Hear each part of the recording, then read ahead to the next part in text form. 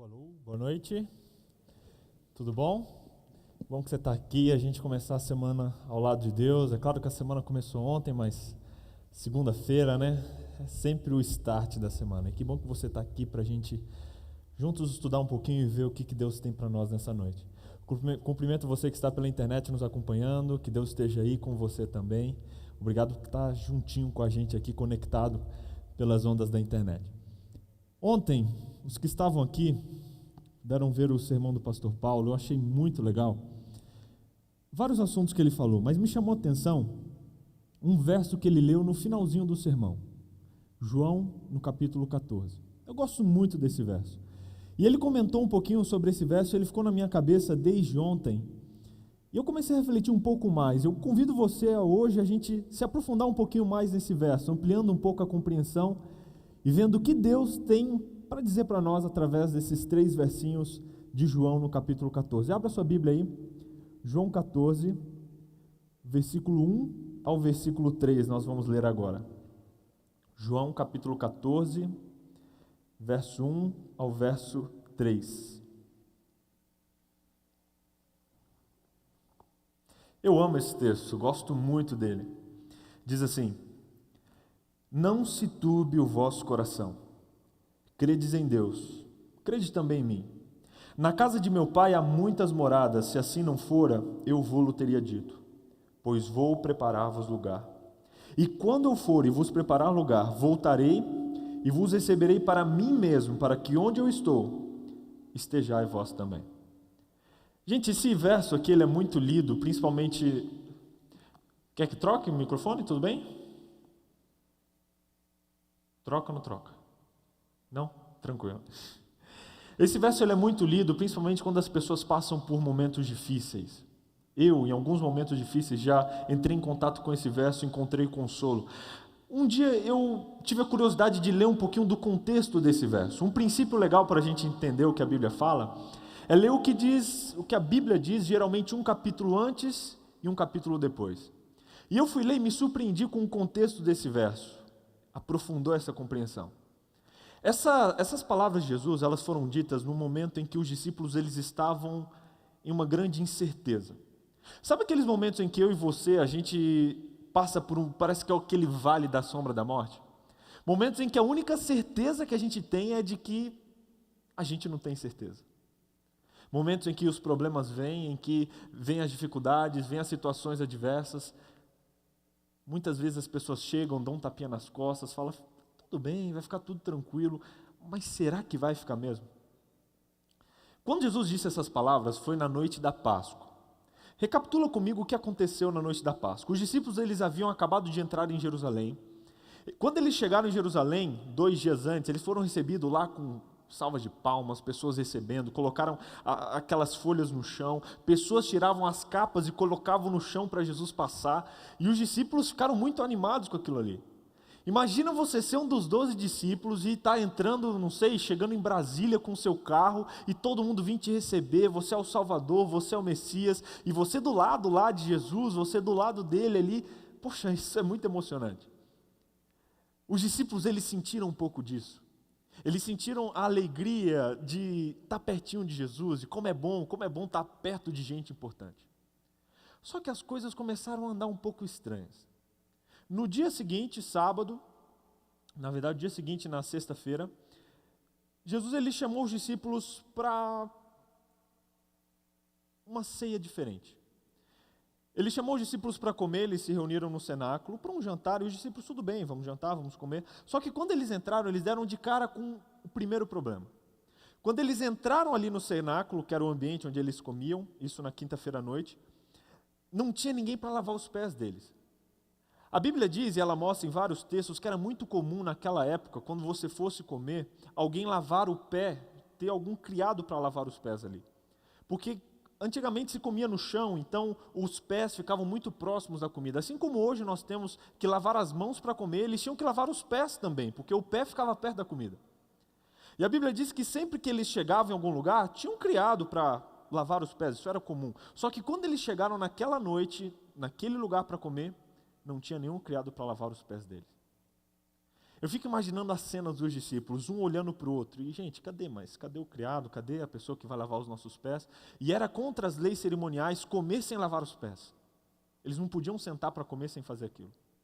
E eu não sei se você lembra, mas alguns minutinhos antes, alguns dias, alguns momentos antes, os discípulos eles estavam brigando para ver quem era o mais importante.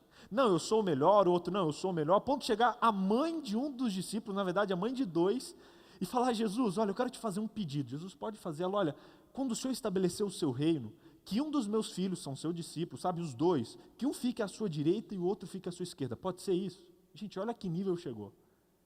A rixa dos discípulos. Eles querendo ser o maior, não, eu sou melhor, sou mais importante, estou do lado de Jesus, estou aqui. E nessa hora, nenhum deles queria lavar os pés uns dos outros, porque isso seria dizer que eu sou menor do que você. Ellen White, ela comenta esse texto dizendo que os discípulos não queriam fazer isso porque eles não queriam se reconhecer inferiores aos outros amigos deles ali. E aí um olha para o outro, fica aquela situação, não, quem vai lavar, aparece Jesus. Jesus chega com uma bacia, se ajoelha e começa a lavar os pés dos discípulos. Isso para a gente é bonito, tal, a gente passa pela Santa Ceia, para a gente é mais fácil de entender, mas para os discípulos isso foi muito difícil de entender. Eles sabiam que Jesus era o Filho de Deus, eles sabiam que Jesus era o Messias, e era inadmissível Jesus, sendo Deus, sendo Filho de Deus, lavar os pés deles. Gente, isso era tão assustador para eles que Pedro, a Bíblia diz que Pedro olhou para Jesus e falou: Jesus, não, você não vai lavar meu pé não, está lá no capítulo 13. Não, Jesus, você não vai lavar meu pé, não, de jeito nenhum. E a Bíblia diz que Jesus olhou para Pedro e falou: Pedro, se eu não lavar os seus pés, você não tem como ter parte comigo. E Pedro, do jeito que era impossível, ele falou: não, então não lava só o pé não, lava o corpo inteiro, né? Pedro é uma figura única. E Jesus disse: não, Pedro, só o pé é suficiente. Já começou diferente esse jantar. Jesus lavando os pés dos discípulos, o Filho de Deus se tornando mais humilde do que os filhos deles aqui na terra. Aí depois acontece uma coisa curiosa, uma outra coisa que deixou esse jantar muito mais estranho para os discípulos. A Bíblia diz, lá em João no capítulo 13, no versículo 2, na verdade no versículo 21, Jesus olha para os discípulos e entre o verso 21 e o verso 30, depois você pode olhar na sua Bíblia, Jesus ele disse que um daqueles discípulos que estavam ali, naquela noite, iria traí-lo. Como assim? Naquele jantar só estavam os 12 homens mais chegados de Jesus. Jesus olha e fala: não, um de vocês aqui vai me trair nessa noite. Gente, estava tudo bem, tudo lindo, entraram comemorando na cidade, Jesus vem lavar o pé, fala que um de nós vai trair, será que sou eu, será que é fulano? Quem é, o que vai acontecer, como assim? No verso 33, Jesus dá uma das afirmações que para mim, e segundo o texto bíblico, foi a pior afirmação que Jesus deu para os discípulos em toda a sua existência. Jesus olha para os discípulos e ele diz lá no verso 33, ele diz assim: filhinhos, capítulo 13, 33, ainda por um pouco estou convosco, buscar-me-eis, e o que eu lhe disser aos judeus, também agora vos digo a vós outros, para onde eu for, vós não podeis ir. Jesus olhou para os discípulos e falou: olha, a gente está aqui junto, eu vou ficar mais um pouquinho com vocês, mas daqui a pouco eu vou para um lugar que vocês não vão poder ir comigo. Gente, olha a profundidade disso aqui. Para a gente isso parece simples, mas para os discípulos isso aqui era um negócio meio sem explicação. Eles acreditavam, mesmo estando com Jesus mais de 3 anos, eles ainda acreditavam que a obra que Jesus veio fazer nessa terra era uma obra política. Assim como os sacerdotes, eles estavam esperando um Messias político que ia restaurar a glória de Israel, ia levantar o povo e levar eles ao povo fera que eles eram, sem estar escravos ali sob o jugo de uma outra nação.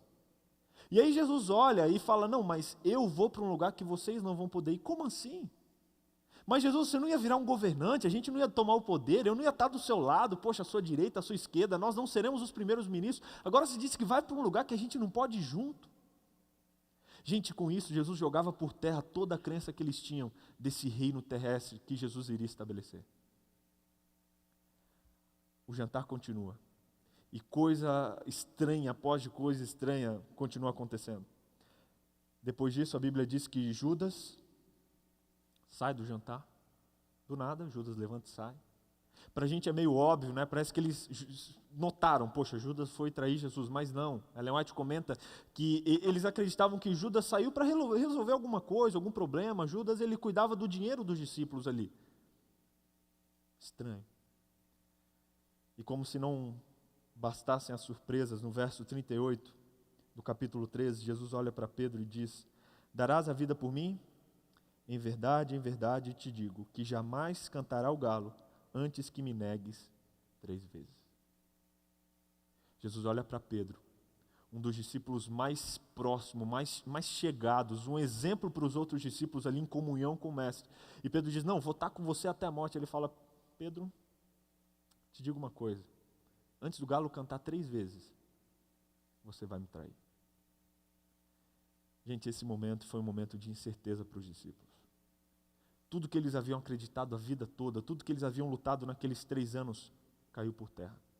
Deixaram família, deixaram pescaria, deixaram emprego, tudo que eles tinham para seguir Jesus, e em um jantar, Jesus põe tudo no chão. Foi embora, um vai me trair, Pedro vai me negar, estou aqui lavando os pés de vocês. Essa situação para os discípulos foi muito semelhante às situações que eu e você passamos. Situações em que nós não temos certeza de nada, problemas, não sei a solução, pastor, o que eu faço, como. E nesse exato momento, depois de falar todas essas afirmações surpreendentes para os discípulos, Jesus olha para eles, e eu imagino Jesus respirando fundo, com aquele rosto manso, calmo, e ele diz para os discípulos: não se turbe o vosso coração. Em outras versões diz: não fique preocupado. Ele diz: credes em Deus, crede também em mim. Na casa de meu pai há muitas moradas. Se assim não for, eu vou-lo teria dito, pois vou preparar-vos um lugar. E quando eu for e vos preparar lugar, voltarei e vos receberei para mim mesmo, para que onde eu estou, estejais vós também. Você vê como faz um pouquinho mais de sentido? Essas palavras de Jesus, elas vieram nesse momento pesado para os discípulos. E essas palavras foram ditas para os discípulos, mas elas são para nós também, quando passamos pela situação que os discípulos passaram, momentos difíceis, de incerteza, de dificuldade. Jesus, ele diz essas palavras para você. Como eu disse no começo, quando a gente está em dificuldade, sempre tem alguém, né, para dar um tapinha nas costas e falar: não, vai ficar tudo bem. Nossa, me dá uma agonia quando a pessoa fala vai ficar tudo bem, mas não dá uma solução. Vai ficar tudo bem, tá, mas como vai ficar tudo bem? Me ajuda. Eu não sei, mas fica tranquilo. Jesus, ele diz aqui, olha, não se turbe o vosso coração, não fique preocupado. É a primeira fala de Jesus para os discípulos, e a primeira fala dele para mim e para você, quando estamos entre problemas. Ele diz: filho, não fique preocupado. Os discípulos, eles tinham todo o motivo do mundo para estar preocupados nesse momento, mas Jesus disse: não fiquem preocupados. Não fiquem com o coração triste, fica tranquilo, fica tranquilo. É interessante que esse texto aqui de João, capítulo 14, esse não se turbe o vosso coração, ele está na forma imperativa. Não é um conselho, Deus dizendo: filho, olha, eu te aconselho para você não ficar preocupado, não. É imperativo, Deus dizendo: filho, não fique preocupado, eu estou no controle. E ele não só fala não fica preocupado, mas ele dá o motivo pelo qual nós não devemos nos preocupar. Ele diz na segunda metade do verso 1, creia em Deus e creia também em mim. Credes em Deus, credes em mim. Ele dá o segredo para a gente confiar, ele dá o segredo para eu e você conseguirmos ficar tranquilos em meio da adversidade. Primeiro segredo, acreditar e confiar em Deus. Gente, quando estamos no meio dos problemas, às vezes a gente não consegue acreditar em nada, mas ele diz: meu filho, fica tranquilo, acredita em Deus, confia em Deus. A palavra usada para Deus aqui é a palavra que eles usavam, que remetia ao Antigo Testamento, ao Deus que fez grandes maravilhas no Antigo Testamento, é o Deus que abriu o Mar Vermelho, é o Deus que fez milagres no meio do povo de Israel, é o Deus que deu visões, que deu iluminações para os profetas. Esse Deus, o Deus Criador, o Deus mantenedor, esse é o nosso Deus. Geralmente a gente fica olhando para o tamanho do nosso problema, né? E tem um princípio que diz que tudo aquilo que a gente foca expande. E quanto mais a gente olha para o nosso problema, maior ele fica. Quando na verdade a receita que Jesus dá aqui é não olhar para o problema, é olhar para a solução, olhar para Deus. Filho, não fica preocupado, confia em Deus. E não é num Deus qualquer. Hoje em dia, no mundo pós-moderno, né, é falado em vários deuses. Não, Deus depende de você, depende do que você acha. Não, não, não. Aqui está falando do Deus verdadeiro, o Deus de Israel, o Deus que fez milagres, o Deus que libertou o seu povo. Esse Deus, confia nele. No finalzinho do verso 1 diz assim: creia também em mim, crede também em mim. Jesus falou: creia em Deus, e acredite em mim também. Quando Jesus fala isso, ele se coloca à prova para os discípulos. E eu imagino os discípulos recordando tudo que Jesus fez com eles naqueles 3 anos e pouco que ele passou junto. Ele falou: acredite em mim, eu que fiz milagres, eu que curei coxo, eu que fiz mortos ficarem vivos de novo, eu que revivi a chama do Espírito em vocês. Confie em mim. Essa é a solução para os nossos problemas quando nós estivermos no meio deles. Confiar em Deus, confiar em Jesus. Se o verso acabasse aqui, se Jesus ele se calasse nesse momento, nós já tínhamos motivo suficiente para não sofrermos no meio da adversidade. Só que não termina por aqui. Jesus ele termina com o maior argumento e o mais importante argumento pelo qual eu e você não devemos ficar sofrendo no meio dos problemas. Ele diz no verso 2: na casa de meu Pai há muitas moradas. Gente, quando Jesus fala isso, ele está tirando a perspectiva dos discípulos aqui da terra, do reino terrestre, de Jesus como um salvador político, e está levando eles para a perspectiva eterna, a perspectiva celestial. Ele fala: na casa do meu Pai tem muitas moradas. De outras palavras, o nosso fim não é aqui. A gente não está vivendo para isso aqui. É lá. Quando a gente está no meio dos problemas, geralmente nós nos esquecemos de que o lugar a qual nós pertencemos é o céu. Não é essa terra. Nenhum problema, por maior que possa parecer, pode nos roubar a nossa maior esperança, que é a esperança do céu. E Jesus ele quis mostrar isso para os discípulos. Na casa do meu Pai há muitas moradas. Ele não só fala: olha, lá tem muitos quartos, lá tem muitas moradas, como ele diz: se assim não fosse, eu teria dito para vocês. Se isso fosse mentira, eu teria avisado. Confie em mim, eu estou falando. E ele termina o verso 2: eu vou preparar-vos um lugar. Filhos, fiquem tranquilos. Existe um céu, e eu vou lá preparar um lugar para vocês. E o verso 3 ele diz: e quando eu for e vos preparar lugar, voltarei e vos receberei para mim mesmo, para que onde eu for, estejais vós também. Ele não só fala que foi preparar, que iria preparar. Ele fala: eu vou voltar, buscar vocês e vou levar vocês para morar comigo, para que onde eu estiver, vocês estejam também. Gente, os discípulos daquele dia em diante não perderam a perspectiva da volta de Jesus. Foi essa perspectiva que fez Paulo, fez Pedro, fez Tiago, fez João, fez todos os discípulos no meio da dificuldade continuarem perseverando e continuarem firmes. Eu fico lendo as afirmações dos apóstolos, poxa, aquela afirmação de Paulo dizendo: olha, fui apedrejado, sofri naufrágios, fui espancado, fiquei preso, passei fome, fui assaltado. Gente, ele vai falando, ele fala, a lista nem chegou na metade. Só que no mesmo livro ele fala que ele é mais que vencedor, ele fala que ele é feliz, ele fala que é realizado ao lado de Deus. Como assim alguém com tanto problema pode ser tão feliz? Isso aqui. Ele sabia que o fim da vida dele não era nessa terra, era no céu. Sabe, gente, a maior tarefa do inimigo e uma das suas maiores artimanhas é fazer com que eu e você pensemos que o fim de tudo é aqui. E ele começa a nos dar brinquedos, presentinhos, para a gente ir se entretendo, passando o tempo, e a gente acha que isso aqui está bom demais, quando na verdade é o céu que é o nosso objetivo final. Esse mesmo puxãozinho de orelha que Deus deu nos discípulos, eu e você precisamos ter essa noite, todos os dias da nossa vida. Filhos, o fim de tudo não é nessa terra. Quando você estiver passando por dificuldades, se lembre desse verso. Jesus, ele disse para você essas palavras: não fique preocupado. Confie em Deus, confie em mim e saiba que existe algo muito maior do que isso aqui esperando você. Depois daquele momento, a Bíblia diz que eles foram orar, passaram maus momentos, Jesus foi preso, os discípulos se espalharam.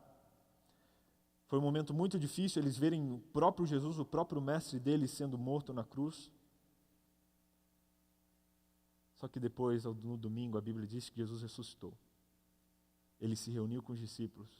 E eles puderam entender melhor essa perspectiva da salvação que Jesus veio mostrar para eles. Entenderam tão bem que depois daquilo ali, saíram, pregaram, e a Bíblia diz que todos eles, todos os discípulos, exceto João, morreram pregando o Evangelho. Meus amigos, nos momentos mais incertos da vida, eu e você, nós podemos e devemos crer nas promessas de Deus.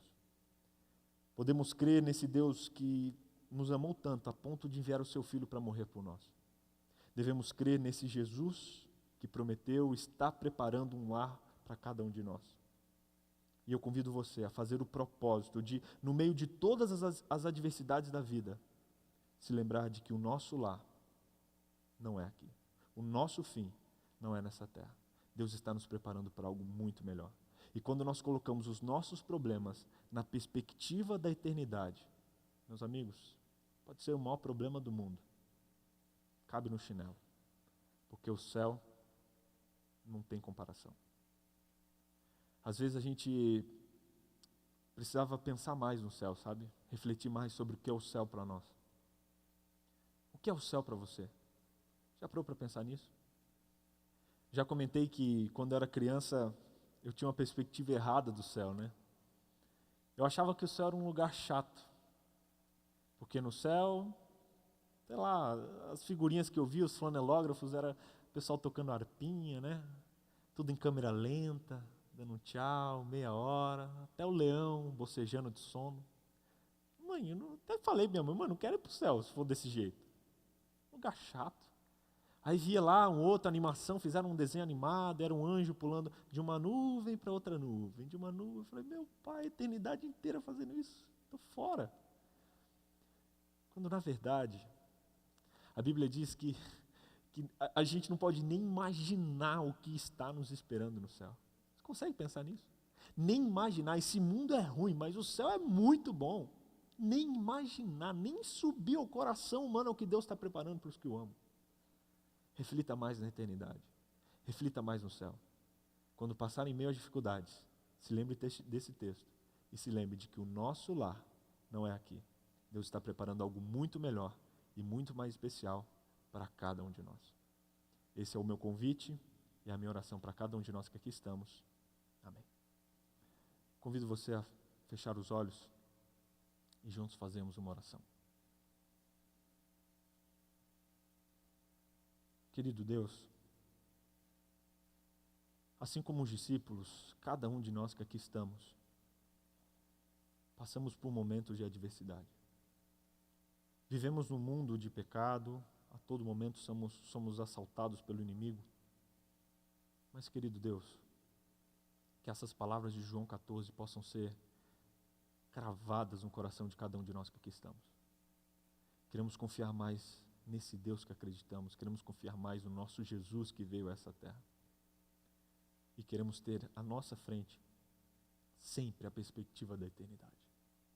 Deus, que nada que nós tenhamos ou que nós experimentemos nesse mundo possa nos tirar a visão do céu.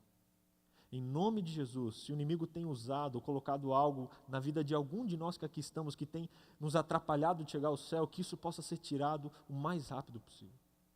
Por favor, Santo Deus, tranquilize as pessoas que entraram por essa porta preocupadas, atribuladas, como os discípulos estavam nessa situação. Tranquilize aqueles que já estão tranquilos, mas que podem, talvez, em breve, passar por alguma situação adversa.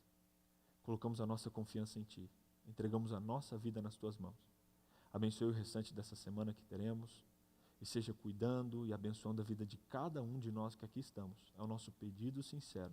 Em nome de Jesus.